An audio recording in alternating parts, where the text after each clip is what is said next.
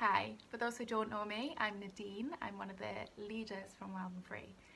Um, Today's reading, if you want to read along, I'm going to be reading from the Christian Standard Version of the Bible.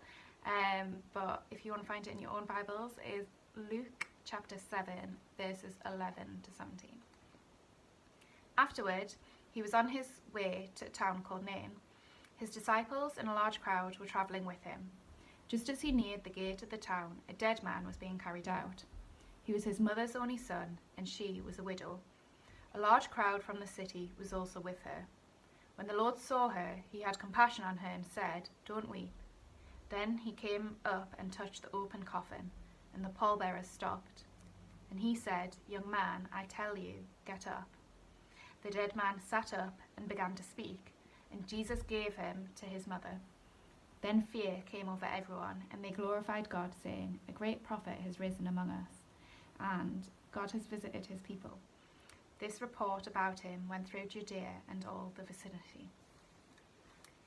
I think when I first read the passage, I just think I was shocked at how much it can resonate to so many different people's situations right now. I think that not only in the terms of people losing loved ones, but especially in the culture that of the time, then a woman losing her only son as a widow is going to then end up destitute because he'll have been the one supporting her.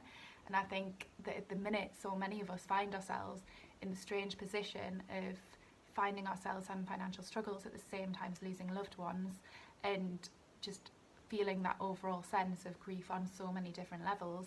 And it can be so hard to find Jesus in all that, and I just think this passage speaks right into that and can show you where Jesus is in that.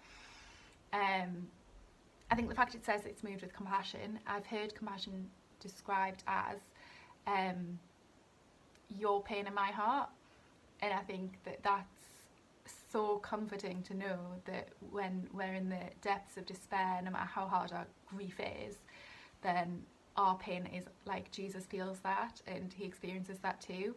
So when he's saying "don't weep," it's not in like an uncompassionate way, or like, I don't know, it's not as heartless as it sounds, and it's with an understanding that he's bringing something better, and or bringing good out of the pain.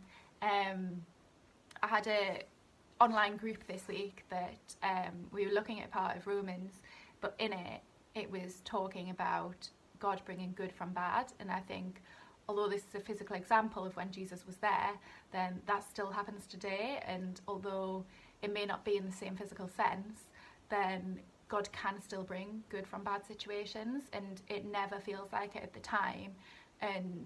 But when you look back, then the bad situations you can see. And I think a lot of the way that people explain when they've seen it in their lives, or a lot of the ways that I've heard people explain it in their lives, is that when they've experienced something horrendous, although it's been horrendous at the time, later on in their lives they've been able to see, do you know what, though, I was then able to help somebody else in that situation, and it's kind of like reducing the pain for the next person.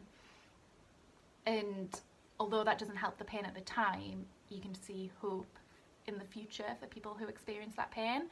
And there was somebody on the news yesterday, the day before-ish, and she talked about when she'd lost one of her children, she and her husband found that there was support out there, but there was no support for the siblings.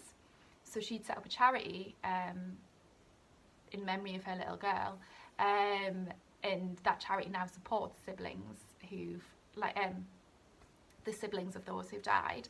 And I just think that although she may not be a Christian and she may not be able to recognise it, but that is God working and using the bad. Although he doesn't make it, then something good can come of it. And I just think that it's a reminder that although things can feel so overwhelming, that Jesus is there with us in the grief, he's there with us in the burdens, he feels it too, and he's not forgotten us. He hasn't forgotten you. He will bring good. It may not be right now, and that doesn't help, I know, but God will turn things for good.